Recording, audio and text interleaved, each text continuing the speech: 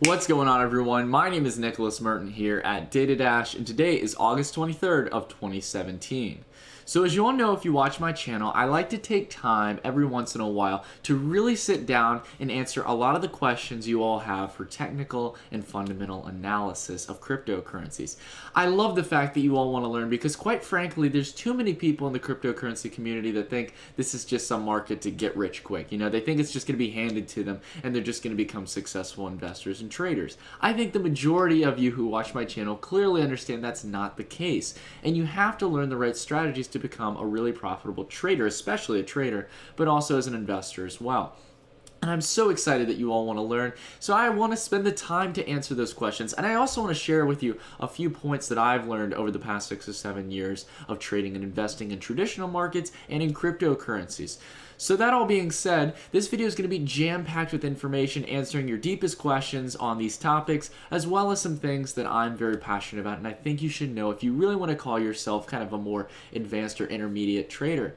That all being said, this is trading cryptocurrencies for intermediates, and I'm so happy you're here today, folks. So let's jump right into it. But before we can jump into anything, I want to make sure that if you're watching this, you've already seen my video on trading cryptocurrencies for beginners. If you're a complete newbie, if you just got into cryptocurrencies, it's no big deal. I've got a video for you right there. Please watch that before you watch this, because this is going to sound like a lot of jargon unless you really watch the first one. And it's really good to watch it in order so you can really get a starting point and move forward towards an intermediate level afterwards. So it's a nice decent sized video, not too long, less than half an hour, and it's a really good resource to really learn about cryptocurrency. So definitely check that out if you haven't seen it. All right, so I'm assuming you've already watched the previous video that I was just pointing out. So if you have, I want to go back real quick and talk about what the major focus was. If you remember in the Trading Cryptocurrencies for Beginners video, the main point I brought up, or the main term that I focused on, was strategy. I'll tell you all, and I'll say it again, or I told you on the video and I'll say it again, there was around, you could say probably around 80 to 90% of people in any market who invest or trade, they do not use strategy. Period. I know that sounds crazy. A lot of either just buy names that they like, in the case of investing, or they trade off of just because they feel like, it's a good level to buy and sell. That's not how you become a profitable trader or investor. You need to use strategy to truly maximize profits and to build security and risk profiles for your investments. So the key word we're going to use here on executing that sense of strategy is discipline. We're going to be talking about a lot of different technical tools we can use to really build that discipline and to set levels where we can cash in and lock in profits and also mitigate our risk. So we've got lots to cover. The main focus, though, is discipline. So really keep that in mind as we go into the video. Alrighty, so as always, we've got a few steps we're going to be covering on the topic of discipline. What are we going to be covering in this video to become an intermediate investor and trader? The first step, and I knew I had to cover this first and foremost, folks, is spotting pump and dumps, okay?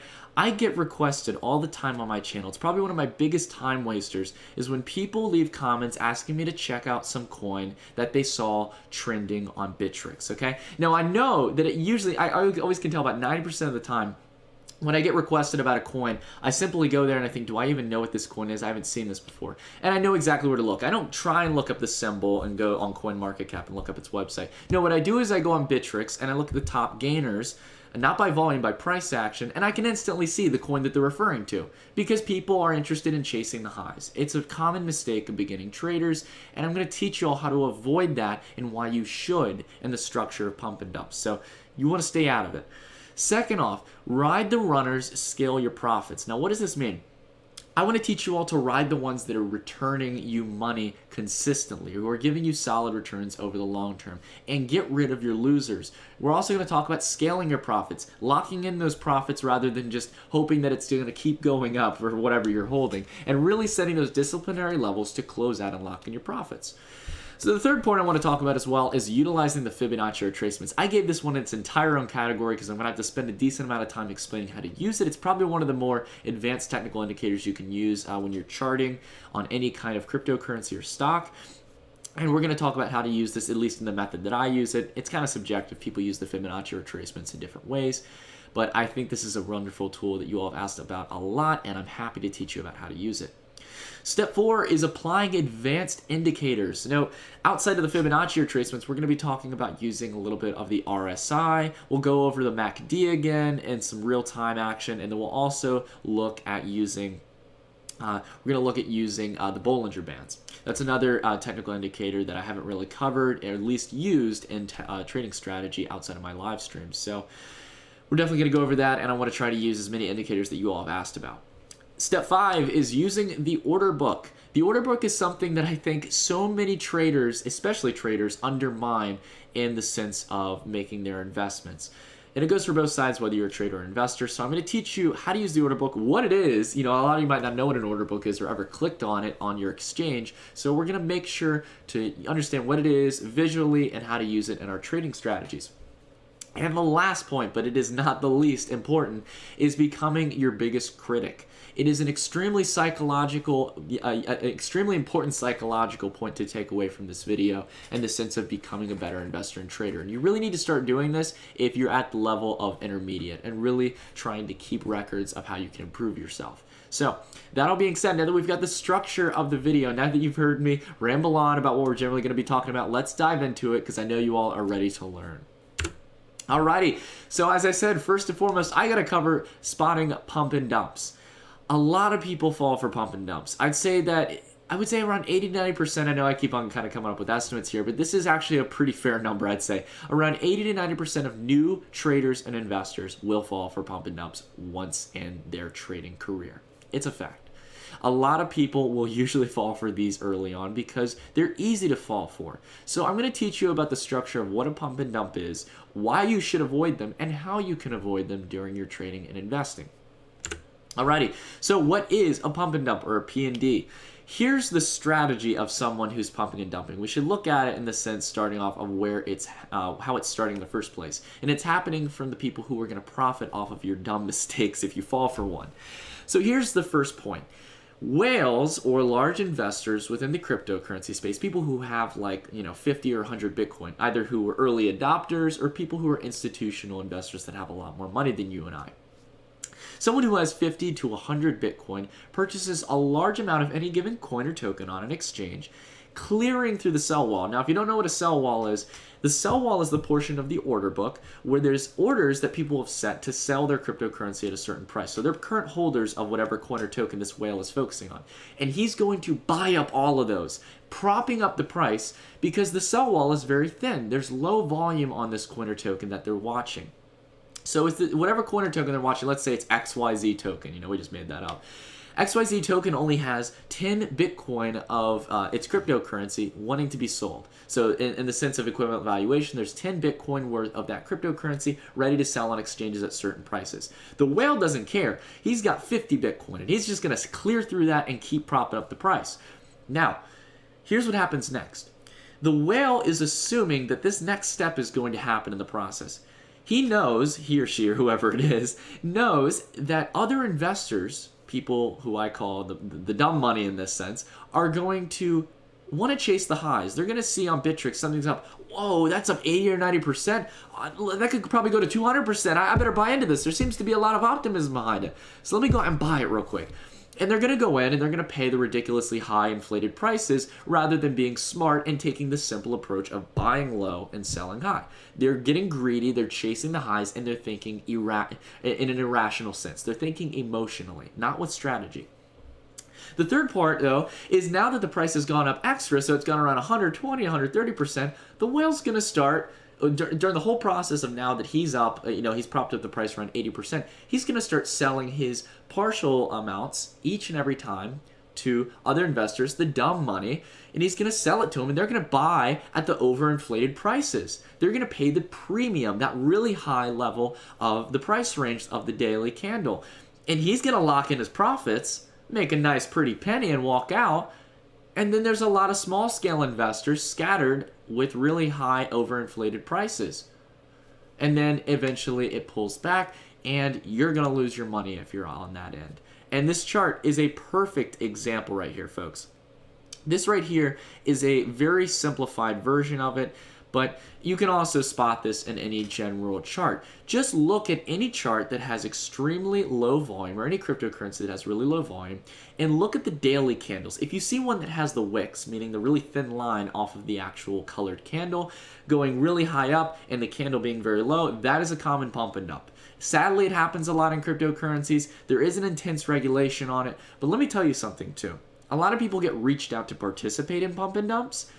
Outside of teaching you guys trading strategy to avoid pump and dumps, I will say the same for participating in them. They are illegal. You do not want to participate in a pump and dump. It's no joking matter. If you participate in one, you will most likely have the chickens come to roost in the future. Do not participate in pump and dumps. Do not talk to anyone who asks you to participate in it. And really take home what I'm saying. Avoid them at all costs when you're trading, all right? So, don't chase the highs, don't think emotional, and think with strategy. So how are we going to avoid the pump and dumps? I kind of was generally talking about this, but I really want to emphasize 3 points you can take home. Don't chase highs. Don't buy high, buy low, sell high.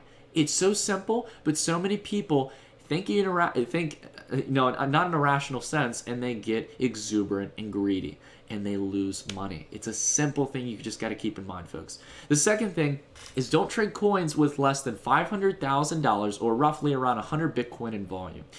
If you cannot trade something above this level, if it's not getting above this level of volume, meaning there's that much in circulation over the past 24 hours, then don't invest in trading it, because it is very susceptible to pumping and dumping. The further you can get away from that, the safer you will be from pump and dumpers, okay?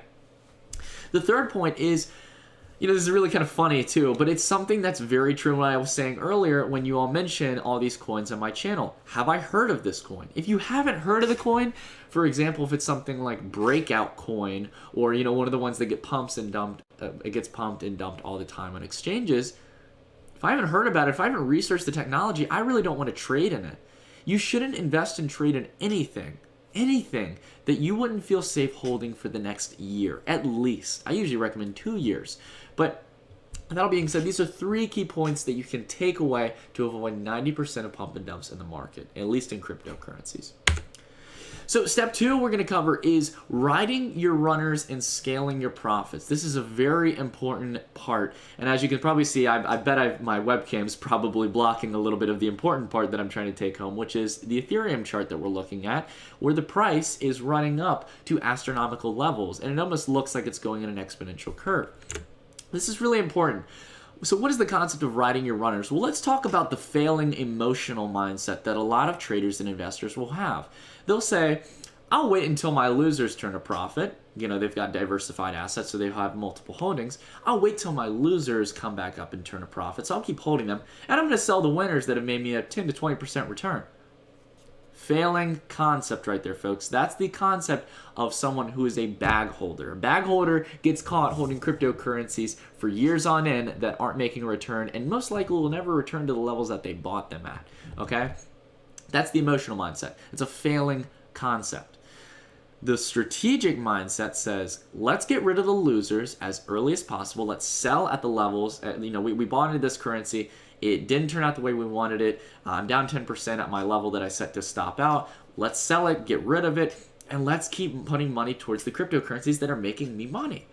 That's a strategic mindset. That's the winning mindset. And I think that that's going to help you in the long term. So definitely keep that in mind when you're making your trades.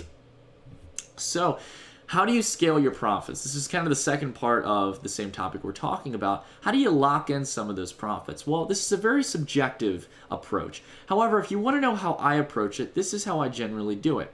I usually set around 3 price levels. Sometimes you can do 4 as well, and we'll do that a little bit later in one of our future examples with the Fibonacci retracements. In this case, we're going to use 3.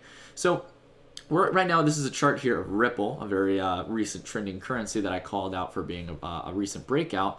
And we can see that on the chart here, I've set price levels that I'm going to sell partial amounts of my cryptocurrency or my Ripple at. So as you can see, the first line down here, I have a 50% mark and the line of the price level I'm going to sell at. The 50% represents how much of my holdings I'm going to sell. Okay? And then it goes up, same for here. 25%, another 25% of my portfolio I'm going to sell up here, and the other 25% up here. So as you can see, in total, it should equal 100%, and this should be my final price level up here, and I'll be completely out of the trade up there.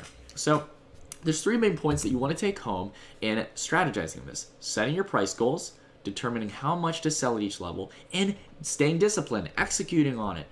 So there's a little bit of other strategy as well you have to use on how to set your price levels and also how to raise your stop. So as you all know, if you watched the previous video, I talked about stop limits. Stops help you from holding on to something, being a bag holder. It gets you out of the trade if it's not going the way you want it.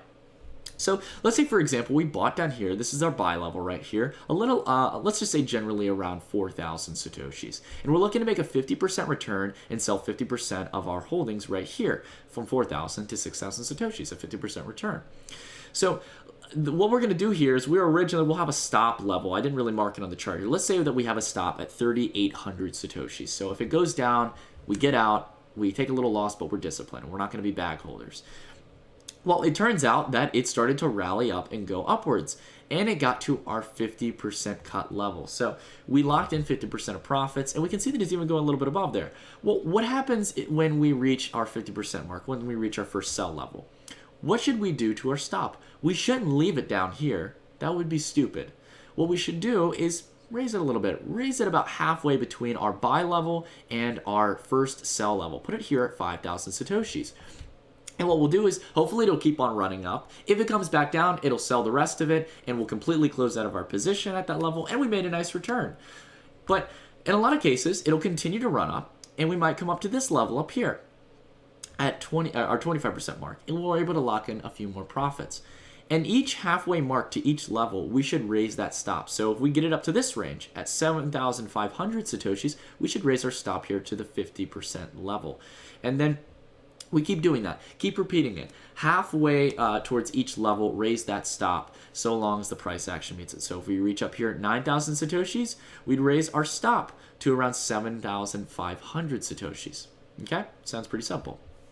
And we'll hopefully ride out the trade, and we can make it up here to our final level and make some solid profit. But it doesn't always work out that way. So we want to make sure to lock in some profits while we can. All right, now that we've talked about setting our price levels to sell, we want to talk about step 3, which is utilizing Fibonacci retracements. Now, what is Fibonacci retracements? This is a little bit of a technical thing to use inside of trading.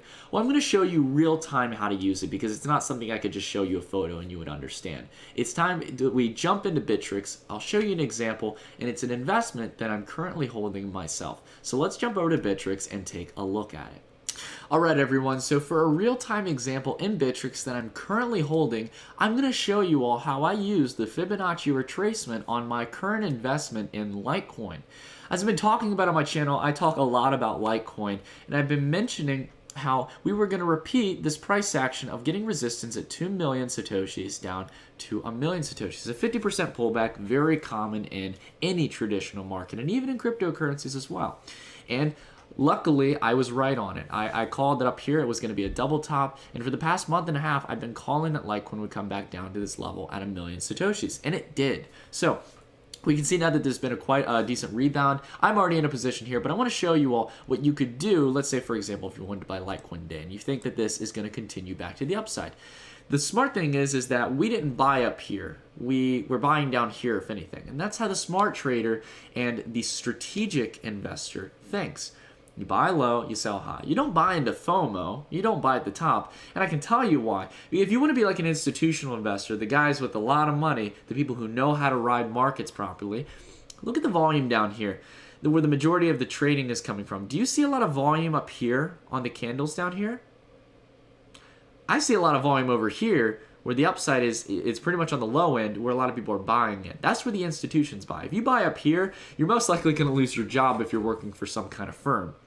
or you're going to lose your shirt if you're investing for yourself. So we obviously know now that there is a bottom, and this is where we can really utilize the Fibonacci retracement. Not to mention, we don't want to be using this on the 5-minute or the hourly. You're not going to get much use out of the Fibonacci for that. We're using this on a monthly trend. This has been about a month since it was mid-July when Litecoin was at these levels, and now we bottomed down here practically a month from when it topped. So a clear bottom, a clear top over a month's time. This is perfect for Fibonacci retracement and to look for a good use of it on an investment opportunity. So how are we going to use it? Well, let's go ahead and click on our Fibonacci tool. It might be a little bit different, but Bittrex has it built in, and I think most charting platforms will have it for you. It might be a Fib or Fibonacci. You'll see it though, definitely, if you look for it.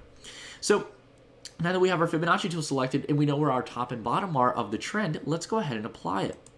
So we're going to click here at the top at our top of the trend, or at least of the downtrend, and we're going to drag it out, and we can see this really cool little thing starts to drag down. And we're going to click again right at the bottom of the downtrend.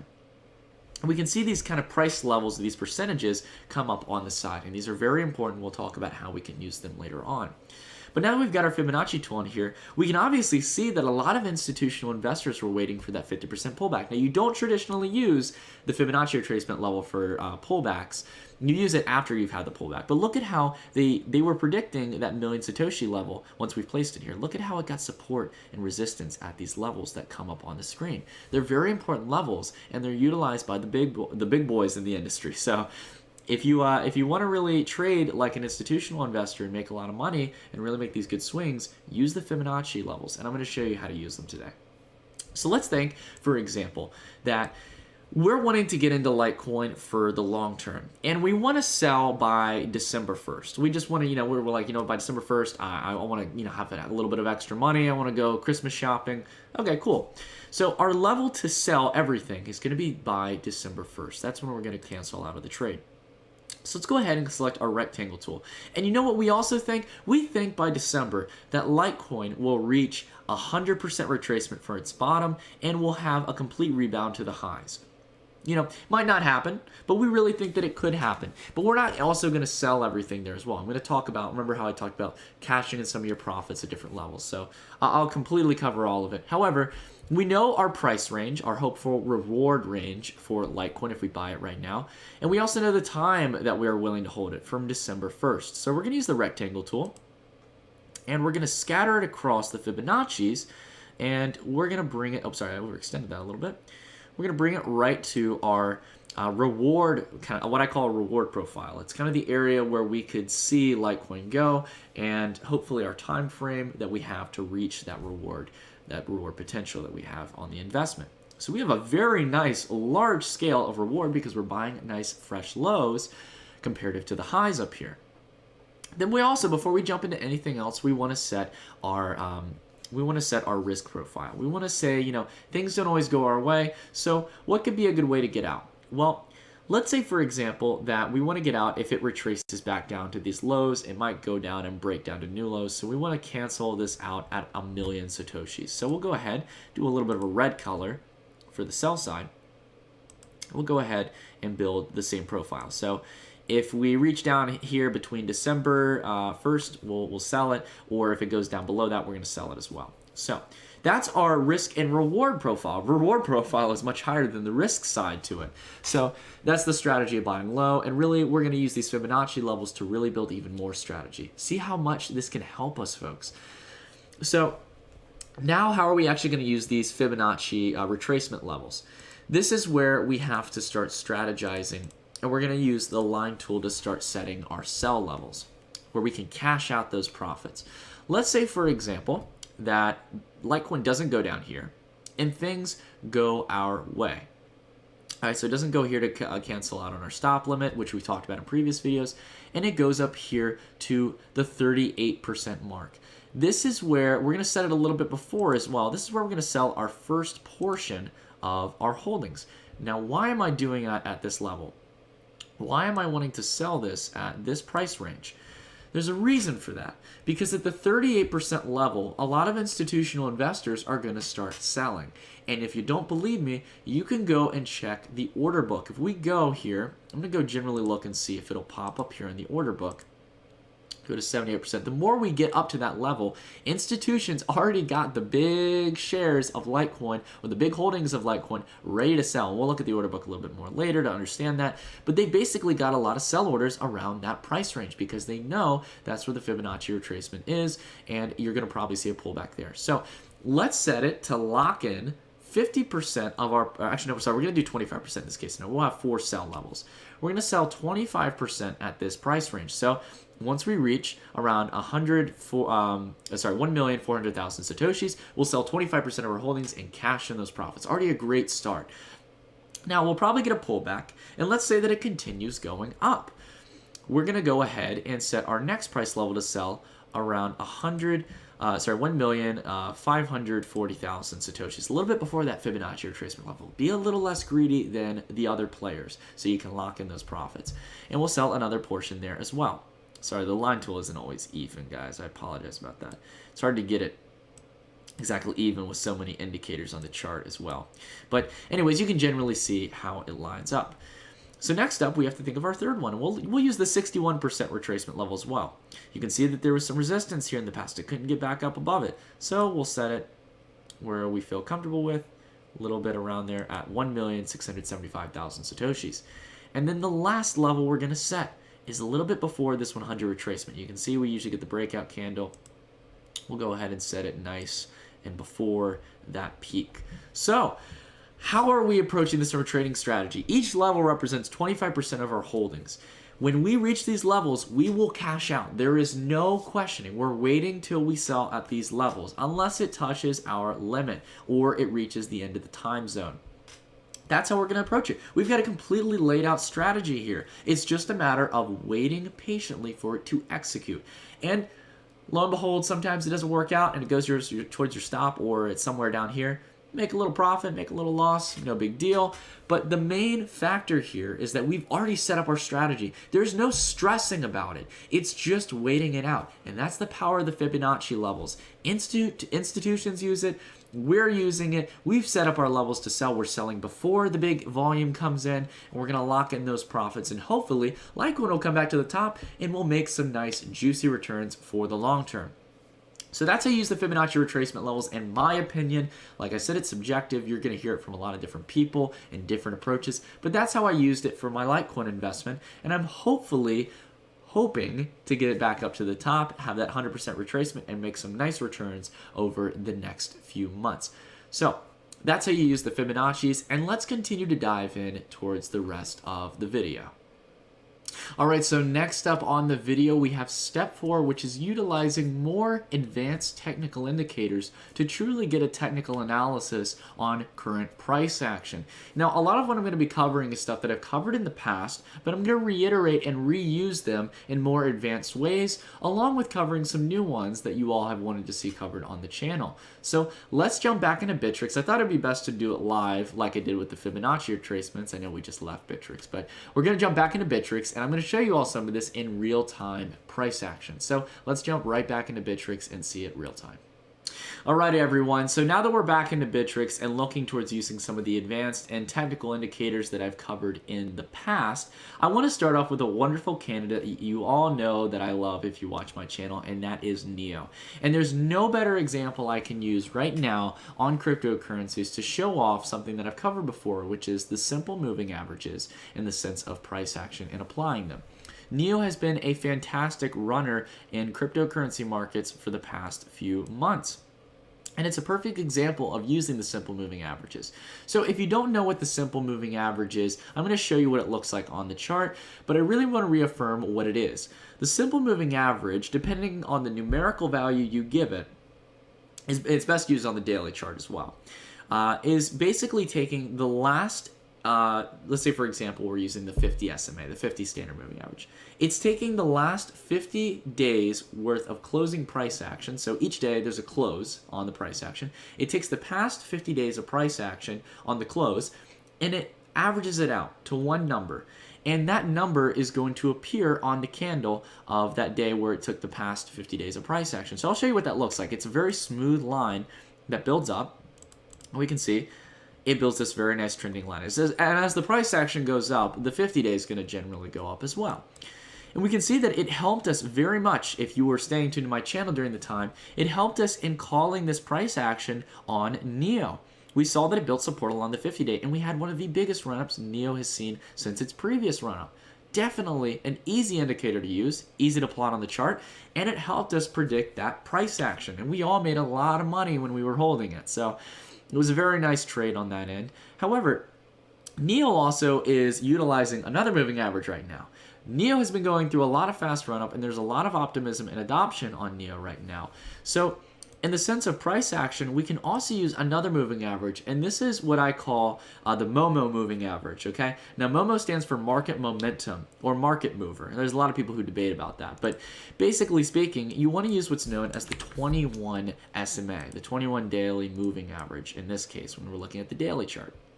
The 21 SMA really helps us in the sense of measuring if market momentum movers, the ones that are like spiking up like crazy and holding the majority of their gains, want more price action to the upside. And it can really propose a lot of opportunities to even more gains. And we can see right when it comes up, look what happens in NEO's price action. They haven't made complete contact, to be fair, but look at what happens right when that Momo mover starts coming up right behind it. The 21 SMAs come up. It doesn't even want to touch the 21 SMA. It wants to keep going higher. That confidence is showing the price level, and we're most likely going to get a continuation of the price action. It's not guaranteed.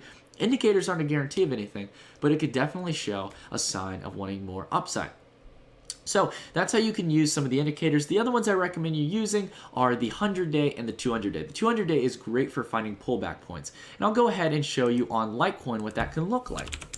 If we go to Litecoin here, going back to what we were looking at previously, we can go here to the daily, and we can apply a study of the 200-day moving average, or the 200 SMA. And look where it found support. Interestingly enough, it started curving around the 200-day. The 200-day is a great level to find buyback points after a pullback. And it is a wonderful level for long-term investors to start getting that kind of greed factor and wanting to start buying in at lows. If it can find strong support on the 200-day, you can pretty much be guaranteed that it's going to start seeing some upside action, so long as the fundamentals are good and there's optimism and adoption around the cryptocurrency. So those are how you use the SMAs. The other things I want to talk about are how to use the Bollinger Bands. We can stay here on Litecoin and using them. The Bollinger Bands are up here in the studies, and the Bollinger Bands are really great. Just leave all the settings standard. You don't need to really change them around. The Bollinger Bands are really good in telling when something is usually being overbought or oversold. So for example, we can go here to a little bit of past price action. And we can see on these examples here, outside of the bands, this is when price action is a little overextended. I'm just going to generally kind of cover how to use it. But generally speaking, when the price action of a candle on the chart goes out of the Bollinger Bands, it's a little overextended. And you can see, if you bought in this level outside the Bollinger Bands, give it a few days, you'd be back down a little bit. You see how it was a little bit over exuberant in the price action. The Bollinger Bands are great at measuring that. And because of that, we had a pullback. And it's the same up here. Look, if you bought outside the Bollinger Bands, it pulls right back. You never want to buy right at the peak of things. And the Bollinger Bands are great at doing that, but they can also provide opportunities to buy at lows. When you start seeing candles break down through the Bollinger Bands, this can be opportunities to start buying when the drastic last amount of selling is coming through for something on a downtrend. If you bought anywhere down here, you're most likely either flat or in the money. So seeing how the Bollinger Bands can be useful in that sense can really help you. And the middle line is usually used as a general trend between the bands. So there's not too much strategy you can use with it. Usually sometimes people will say you can buy on the lower end of the bands and make a profit. That's not always true, because you could have bought up here under the bands and you'd be down on it. That's not a really good way to use it. The good way to use it is on the overextension of price action. So that's how you can use the Bollinger Bands. It's a really good tool to use. The last one I'm going to cover about, though, that I really recommend you use is the RSI and the Relative Strength Index, okay? So the RSI is an interesting tool. It's a little bit small on here, so I'm going to try and extend it to really make it stand out, because we already know the general price action of Litecoin. The RSI can tell you when something is overbought generally or oversold, and it's good to use when you're looking to buy on pullbacks. You never want to buy something usually when it's overbought unless you have a certain reason as to why you're buying it. You can see here, the RSI generally measures when something has been overhyped on price action. Now, that doesn't mean just because something's overbought, it's not going to go higher. It's just letting you know that most likely something's a little overextended, so you got to be precautious. It's another indicator to measure if something's been a little over exuberant in the sense of price action, or if something has been oversold in the sense of being on the low end and looking for a potential buy-in for the next few weeks or months. So another great tool that you can use on the chart and really use to measure if something is oversold or overbought. Pretty general tool. It just really depends on how you want to use it, but generally if it's on the higher end, it's overbought. On the lower end, if it's under this line here at the 20 level, it's oversold, okay? So these two levels here, the 80 and the 20, are the main ones, but you could still say that something is usually oversold if it's on the lower end or overbought on the higher end. Just however you want to use it. But definitely use the RSI if you want to start measuring and looking for times to buy into things. So the last one, actually, I just realized I want to actually cover the MACD as well. Now, I've covered the MACD before, and it's pretty simple. MACD is used to spot when there's a cross in market momentum, and when buyers are starting to get interested in a certain asset due to its price action. So we can see that there's two lines down here. I'm going to extend it a little bit so you can see it more clearly. The MACD is a really cool tool where you have what's known as MACD crosses. And MACD crosses can give you opportunities to show you that something is not only oversold, but it's looking to retrace back up, and it's starting to actually uptick towards higher prices. You can see that as Litecoin sold down here, the white line fell below the red line. The negativity started pouring in, and both lines tailored down. Now, the red and white lines usually tailor back and forth between one another and have what's known as MACD crosses. In this case, the colors might be different on your chart, but in this case scenario, the white line, once it's been down in the dumps, once we've had the pullback, and it has the cross against the red line, that is an opportunity to start looking towards buying. Again, it's not a guarantee to buy and that you're going to make a return, but it's an indicator to build that confidence. Once you get that crossing, that MACD crossing with the white line crossing the red, you can be guaranteed that there's some momentum that's going to start coming into it and some positive price action. And if you're buying on this end, you're much better off than you're buying on this end. So again, using these indicators is not complicated. It's just using it with a sense of common sense and applying it in the strategy and trading strategy that you want to use them in. So it's a little bit subjective, a little bit towards how you want to use them, but they're very great and useful tools that you can use to really turn a profit in the long term. Last but not least, on the technical standpoint of things for the video, we're going to be talking about the order book. The order book is a very interesting tool you can use, and it's something that a lot of people don't use to set price levels, but they should, because it can tell you where the big institutional investors are selling and how you can get ahead of them and lock in profits before they start selling drastic amounts of their coins or tokens. So let's jump into it and see how we can use it in our trading strategy. All right, everyone, now that we're back in Bittrex, let's take a look at Ripple and the use of the order book. Well, before we look at the order book, we can see that Ripple has had a fantastic run up over the past few days. And I bet you a lot of the people who bought in and are currently up on their trades, good on them, good on the bulls, don't know where they're going to sell. That's the real question. When are we going to sell in and lock profits? You aren't rich until you actually cash out. So it's good to use the order book in this case scenario, and we can really use it to tell when the majority of people are thinking about selling, so we can sell a little bit before them and really guarantee that we'll lock in those profits, at least increase our risk of locking in those profits in a safe manner. So let's go about using the order book and taking a look at it. Now, we're currently looking at the full price range. You usually want to switch this from the 25% that it'll be on to the all to really see this and get the full scale of the price range. Now, you notice that it's consistently moving. You might have a hard time interpreting what the bid and ask is, and the order book in general is, and how to interpret all of this. It's a lot to take in. I completely agree with you. If you're a new investor, this might be confusing, and I'm going to show you how you can interpret it. I talk a lot on my live streams about how this can be useful once you learn how to interpret it, and it really can be. So basically, there's two aspects to the order book. You have the bids, okay, these are the bids, these are the buyers and their respected price levels here at the bottom. And you have the asks, these are the sellers, these are what they're asking to sell it at. The bids are saying, yeah, I'd like to buy this at so-and-so price, and I'd like to buy this amount, okay? So this is a wonderful way how we can really get an open ticket view at what the market is willing to pay or also sell their assets at. A lot of it, it's public right here on the exchange, and we can see it. Now, we don't know who these people are, but we can tell that there's a specific amount of Bitcoin at certain price levels to sell and also buy when it reaches that range. So let's go down a little bit more towards a slider range to get a better understanding. You can see there's a little bit of a gap here between the bid and the ask. That'll always happen in markets. There's always a little bit of a difference between the two, and they come together to meet. So for example, let's say I'm a buyer and I want to buy this asset XYZ coin at $100. Okay, we're just gonna use dollar amounts to keep it simple. I want to pay $100 for it. It's at $100. Let's say, for example, I'm a buyer and I don't want to pay $100. I say, you know what? I want to pay $99.95. I think that's a fair level I could buy it at. Okay? Well, the seller is most likely going to be on the other end, somewhere around that range on the opposite end. He's going to say, no, Nick, listen. I want to sell my asset, XYZ coin, at $10.05. I think that's a fair level I can sell it at. There's that 10-cent gap, and that's exactly what you see here on the order book. There's always going to be a gap until someone comes in to fill the bid or the ask.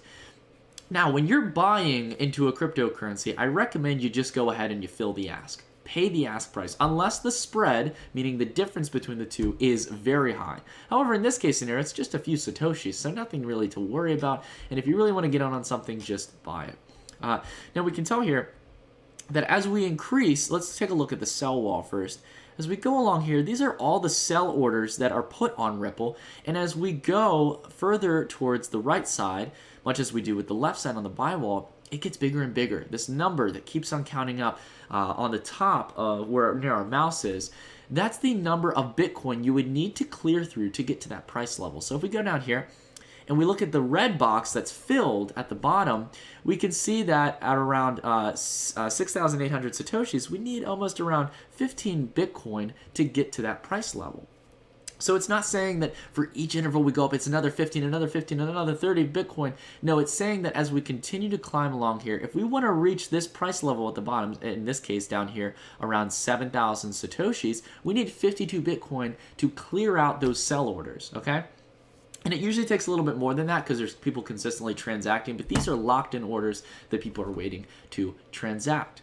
And the same goes for the buy side. A lot of people are waiting patiently. They say, no, I have my limit set. I'm not buying until I get to this price range. And you can see that there's Bitcoin buy orders right here as well, where people are willing to pay Bitcoin to buy Ripple at these levels. So now that we generally understand how to read the order book, and if you still don't get it, feel free to leave a comment and I'll try to reach out and help you out.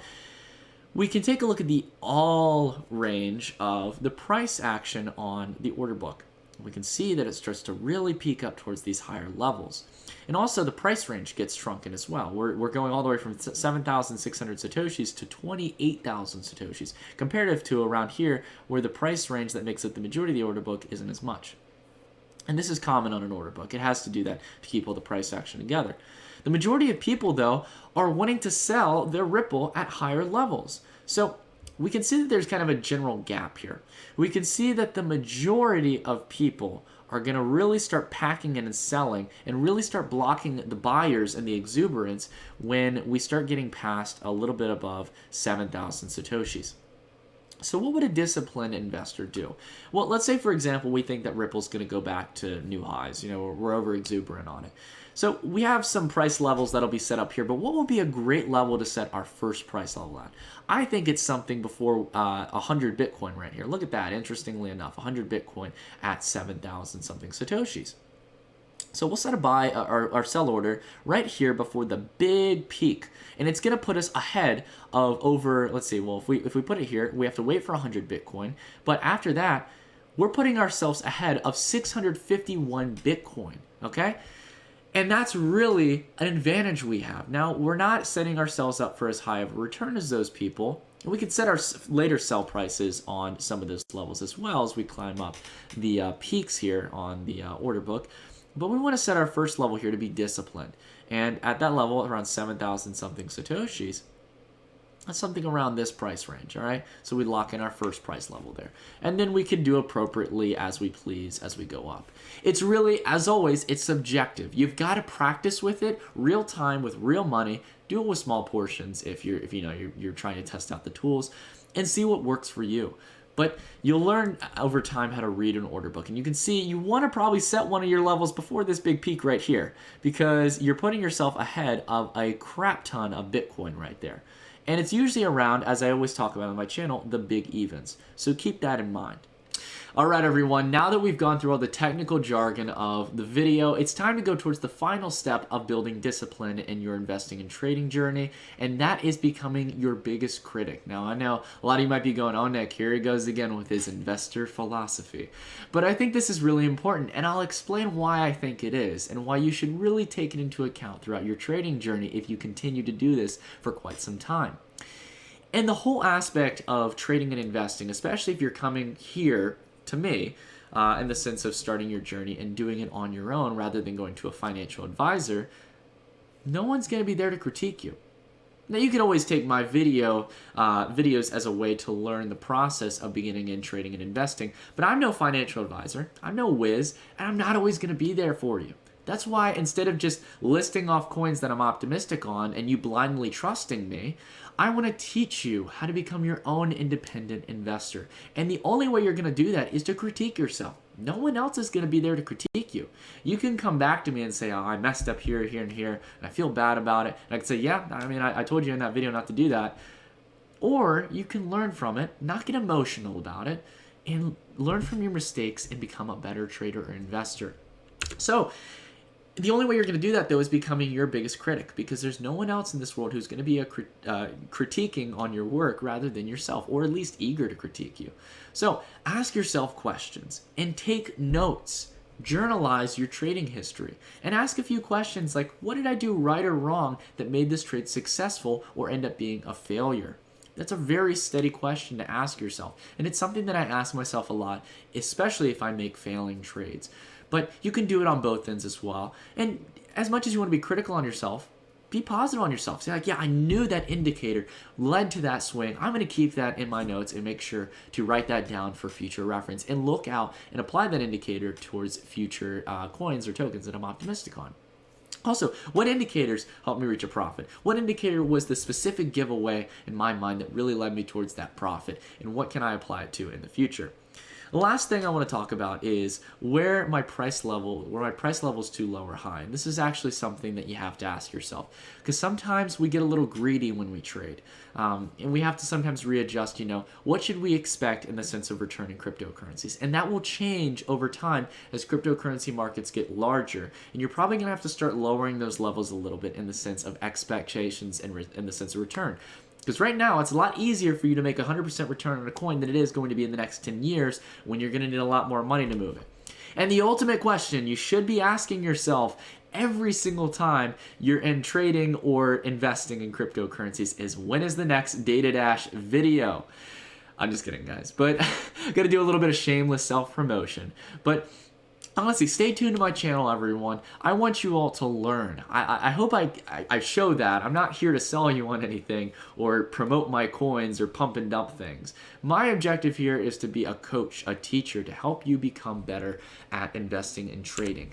So for that, I want to say thank you for watching this video. I appreciate you sticking around. It did take a little bit more time than I usually put into other videos, but it's well worth it to me, because I'm not here to just be some big YouTube promoter. I want to teach you. I want you to become better, and I want you to learn from your mistakes just like I did in my past 6 to 7 years of technical and fundamental analysis. So take that quote at the bottom, not with a grain of salt, but take it home and run with it. Learn, practice, fail, retry, succeed, and learn again.